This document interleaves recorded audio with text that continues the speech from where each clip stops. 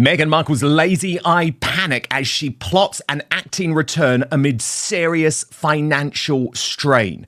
Now, look at these pictures. Meghan's mole pointing out, is it just me? Or is Meghan's lazy eye getting worse as she's getting older? It was quite noticeable in her most recent video.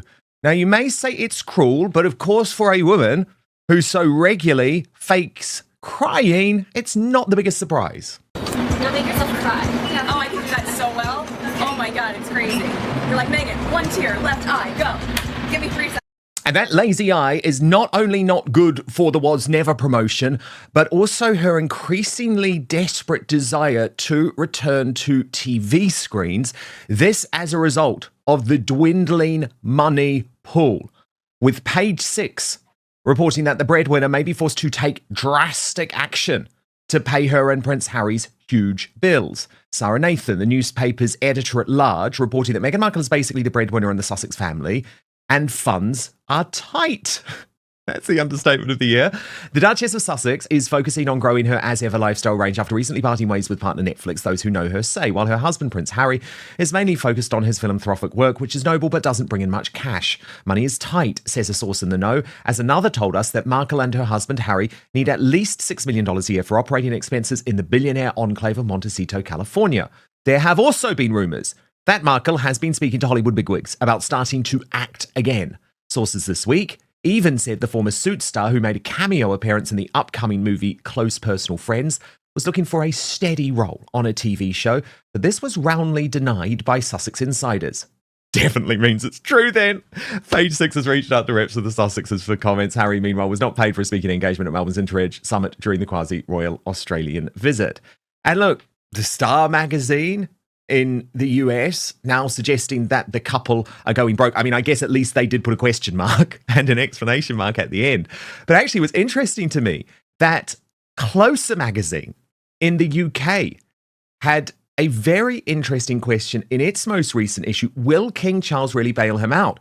And that matches my reporting for a very long time that the monarch is very paranoid about the fact that one day Harry will come with the begging bowl. And indeed, that day comes ever closer. With an insider telling the magazine Harry and Charles are in touch. They're even having long conversations, and Harry is very transparent with his father about how tough things are. Harry really needs to find a big chunk of money to bail out Invictus right now. He needs his father's help. There are the issues with Invictus. The Australian government has pulled funding, and now they've got to find replacement money. And on a personal level, the monthly expenses are massive, and as everyone knows, nearly all their details have fallen apart. Speculation has been ramping up for months now that the Sussexes could be facing their toughest period yet when it comes to continuing to fund their Montecito lifestyle, which is reporting to cost in the region of $3 to $6 million per year, which includes the payments for their sprawling Montecito home. Oh, Lady C, get ready. Like, come on. One tear, left eye, go. Let's go. And that's why, Lady C, the lazy eye is making the acting return more difficult. What a shame. Do we feel sorry for her? My dear, my heart is torn apart and I am bleeding. Poor Megsy baby. But you know, Dan, there are one or two, shall we be decorous and say, slight inaccuracies with those reports. The first one is that Harry doesn't have to give Invictus any money. So I don't know where they got that from. Invictus is the one that has been, shall we say, subsidizing Harry and Meghan in various ways that really they shouldn't have been. Because normally royal patrons, indeed any patron, does not bill the charity for his or her expenses. I know I'm patron of various charities and organizations, and you do not actually expect them to subsidize you. You are there to help them out. So that's really one fallacy. Another fallacy is that King Charles will somehow be terrified that and is waiting for Harry and that they are in deep conversations. I'm pretty sure you've heard, as well as I have, that in fact there are no conversations at all, and such conversations as there have been are kept to the absolute minimum, and it's usually staff to staff. So the idea that Harry is on the blower to Charles on a daily basis and saying, "Oh, Paul, you've got to help me out because Megsy baby won't give me any more blowjobs because I can't afford." And also another fallacy that comes up is that Meghan is the breadwinner. Meghan is not the breadwinner. Harry is the one who's made the money. Most of their money has not come from Netflix. Netflix was subsidizing them in their deal as they were acting and producing, but there was never 100 million or 120, whatever it was, as you and I have both been saying for years. But where Harry did earn good money was from Spare, because Spare actually cost Random House, a great Penguin Random House, I think it's now called. It cost them a great deal of money because to make the book the huge bestseller that they made it into, they often gave two for the price of one. And so because, for instance, on Amazon, I bought the book and got two copies. So you will know, Dan, in the Nielsen ratings, that counts as two sales. But it was one sale and it was on a 50% discount. So in fact, I got two books at 25%. And Random House would have been the publishing and author takings are pretty much the same. An author with a bestseller usually makes almost as much, if not as much money as a publisher. And I'm saying profit, not in terms of publication costs. Harry will have made a great deal of money because at least I would have thought anywhere between 15 and 25 or 27 million. But then, of course, let's not forget he has to pay tax on that. But putting that aside, Harry is the one who's made money. Random House made no money out of the book because not only did they never ever have it at full price, but if it's half price, it's already and it's already costing the publisher money because the publisher has to pay the author on the recommended retail price, which is always full price. So the idea that Meghan is somehow the breadwinner is yet another canard that she and her people are coming up with. I'm not saying she's not the harder worker, because of course she's a harder worker. Harry's basically a deadbeat and has always been. When he wasn't stoned in Northcote smoking dope, he was moaning and groaning and imagining paparazzi behind trees that didn't exist. But he's always been a deadbeat, and she whatever her failings, she is resourceful and she does have initiative, but she has no ability to make money. So the idea that she's the breadwinner is absolute nonsense. I'm sorry. Lady C, the issue is, though, Harry doesn't really have any prospects anymore. Even the Queen Mother's inheritance is now paid, and I guess for Meghan, that's where she's panicking. She's panicking so badly because it's like, oh God, what can I do? What can I do? All I can do is this. You're like, Meghan, one tear, left eye, go. And so that means acting. And actually, no one really wants her for a big acting job, or she would have done it already, Lady C.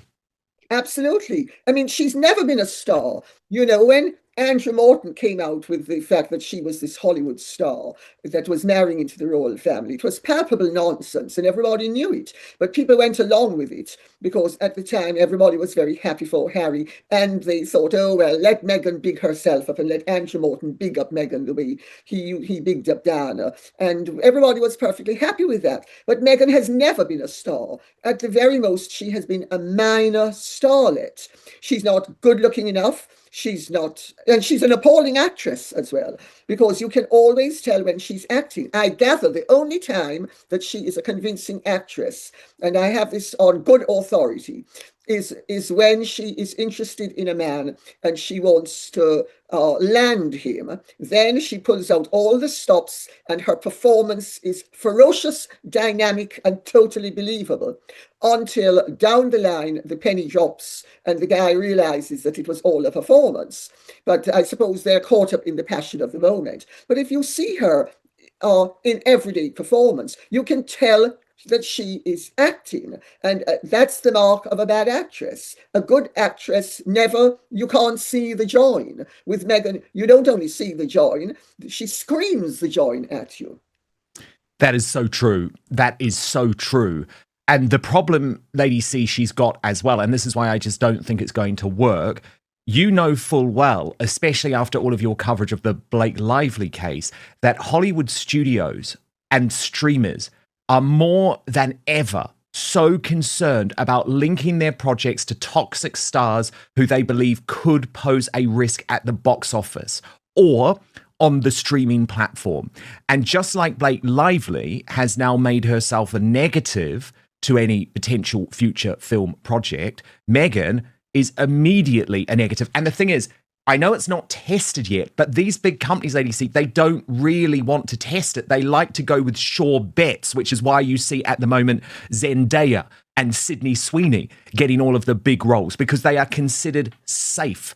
And Blake Lively and Meghan Markle are now in a category of their own, where actually they would very likely drag down the box office receipts or the streaming views of a project. You're absolutely right, because I mean, a day or two ago, the backers of what's it called, Betty Buzz, her Blake Lively's liquor thing, they have put up on the internet and sent out, I think it's via Instagram. I'm very untechnical, so I'm sort of vague as to, but they put it out a day or two ago, a questionnaire for the public to answer.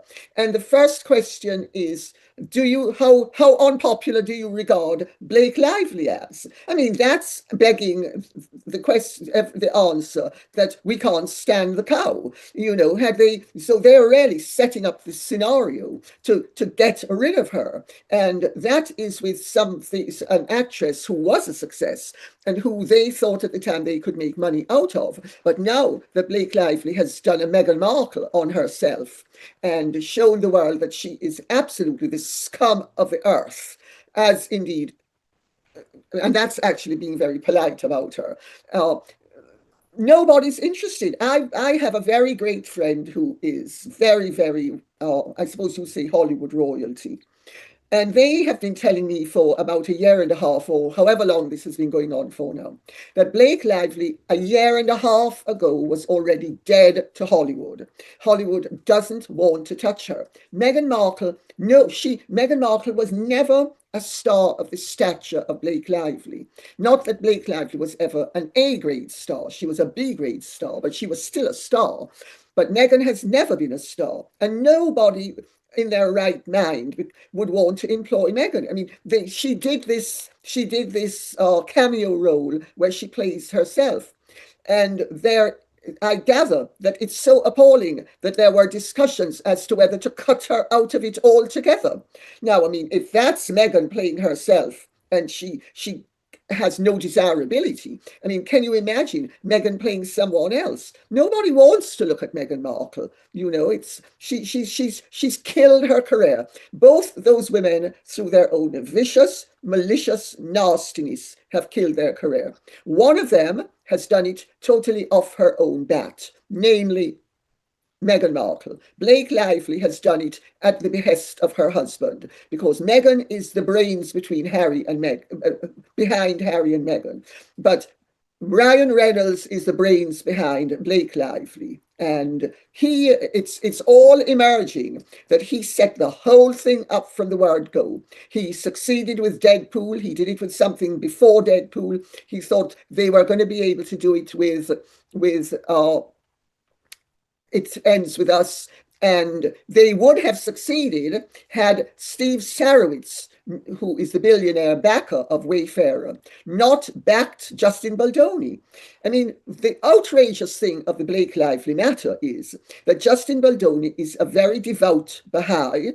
The Baha'i faith is an extremely noble faith. They believe in being very kind and loving and never being nasty about people. I mean, I don't know if you noticed, he's never said anything nasty about Blake Lively ever. He has defended himself, but he's never said she's an absolute cow. So she set him up. But fortunately for him, he had the backing of Steve Sarowitz, who was able to say, no, I'm not going to allow these people to get away with this. Otherwise, they would have got away with it, because they thought, as indeed did Meghan and Harry, they thought, offense is the best form of defense. We land the first blow, nobody is going to be able to respond. Well, Steve Sarowitz made sure that Wayfarer and Justin Baldoni responded, and they have revealed through the brilliant tactics of Brian Friedman, who just revealed everything. He listed all of the emails, he listed all of the text messages, which showed that Blake Lively and Ryan Reynolds had been setting up Justin Baldoni. Well, of course, the royal family didn't have that option. Sorry. So what did they do? they allowed Harry and Meghan to hang themselves. And it's taken longer, but Harry and Meghan have actually hanged themselves. And the public now see Harry and Meghan for what they are. I don't know if you agree, but that's Yeah, no, my... I do. Absolutely fascinating. And Lady C, what we have seen this week is that Meghan Markle is becoming more and more desperate to try and cling on to any royal links. Unfortunately, this woman, Jenna Dewan, has fallen for it. Now, she's a bit of a name. I have to say, I'm not particularly familiar with her, but she did post this on Instagram, which was reposted by As Ever. I promise you, there is no candle you'll ever find that smells better than this. But look at the note from Meghan Markle, which, as Harry's Meghan Spears pointed out, Gemma Dewan fell for it. This one I'm sad about, but according to Taz added, using her royal monogram. And she just cannot help herself, can she, Lady C? No, she can't, and it's in the breach of the Sandringham Agreement. But they have more or less made it clear to everybody that they do not regard themselves as bound by the Sandringham Agreement. Of course, they waited until the late Queen was dead to come up with that, and they then tried it out for size with Charles. But they, if you remember, after they came back from Australia, they made, and in fact, I think they made a note. Sorry, I'm really looking at the. They made a comment about the fact that they hadn't signed anything and they didn't agree with anything, and they are not bound by the Sandringham Agreement, and they are working royals, and who doesn't like it will have to lump it. Well, that is all very good and well at the moment, but let us see what happens in a few years, because Harry and Meghan, whether William is on the throne or not, Harry and Meghan are actually on a very short rope at the moment, and they're running out of rope. And can I just say that I mean, you're so right, but the thing that just cringes me out is that anyone would be sucked in by her and how fake she is. Everything about her is so fake. So she just wants the repost, but can we just look at her words for one second? I mean, can I say first, I despise the calligraphy. I always have, but it's look not at this. calligraphy, darling. What is it? It's cursive writing with tremendous affectation. It's not calligraphy. Sorry. Good. No, good. You know these things, Lady C, and I like it. Okay, well, this writing I despise. But anyway, she says, "Dear Gemma, since we met last year, I think of you often. Sending love to you on your motherhood journey. I hope you're doing so well. Happy Mother's Day, Mama. Kiss." I mean, it's just all so fake. And that secured her the Instagram post. Yeah, but darling, let's face facts. She's scraping the bottom of the barrel. Whoever this woman is, neither you nor I had ever heard of her before. True. And really, I mean, if she'd been anyone of even the slightest consequence, we might have had some inkling as to her existence. So right there, let's remember we're scraping the bottom of the barrel. And the fact of the matter is that Meghan is such a desperado. I mean, all of this nonsense about, and it's very Blake Lively as well. I'm a mom. I mean, the world is filled with women who are horrid human beings who just manage to pop out a kid or two or three or four. So, and all of this is so desperate because, I mean, had Meghan stayed in the royal family, had she been prepared to continue to give public service instead of whoring herself out for money the way she has been doing, using her royal rank? Because let's be clear about what she's done. Just as how I am whoring for Goring, she's whoring for herself in terms of money. And she was never prepared to actually give public service, and she couldn't stay in the royal family. Had she stayed in the royal family, I mean, this woman, whoever she is, would most likely have never even got to her. She would have been sucking up to one of the deputy assistant private secretaries, who wouldn't have even passed it on to the private secretary for it to go upstairs to Meghan. So, I mean, just using that as an example, it shows to what extent this woman has fallen from the heights and is scraping the bottom of the barrel in the depths. And I mean, I don't have a blind bit of sympathy for her because I think she's got exactly what she deserves.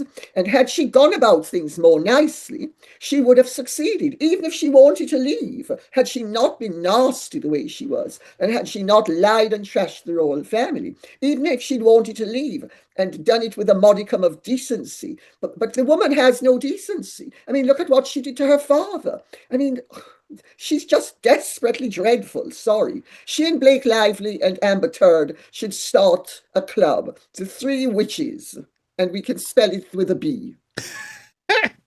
Well, look, what I just find so funny about this card, Lady C, is that this is the only one we've seen. But we know Meghan Markle is sending out hundreds of these cards, I mean, over the course of a year, and most celebrities are not sucked in. That card goes in the bin because they know that Meghan is sending those cards for Instagram clout. She wants these celebrities to post the cards. And what it means is that it's a totally transactional relationship. There is nothing private about it. But I'm also very interested this week, Lady C, in this idea that Prince William should be very scared indeed of Meghan, whose obsession with the future king seems to be growing by the day. So this video is for news reporting, commentary, and educational purposes. The views expressed are based on publicly available information and personal analysis. We strive for accuracy but encourage viewers to verify information through official sources.